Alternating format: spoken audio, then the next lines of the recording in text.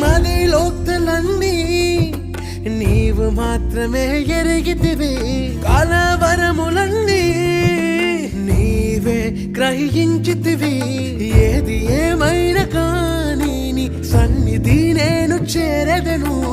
ఎవరి ఎగతాళి మించిన నీ చిత్తమే చెయ్యసాగదను. ఎవ్వరికి తెలియని సంగతులు ఎరిగితివి, లోతైన గాయముని ప్రేమతో మాన్పితివి.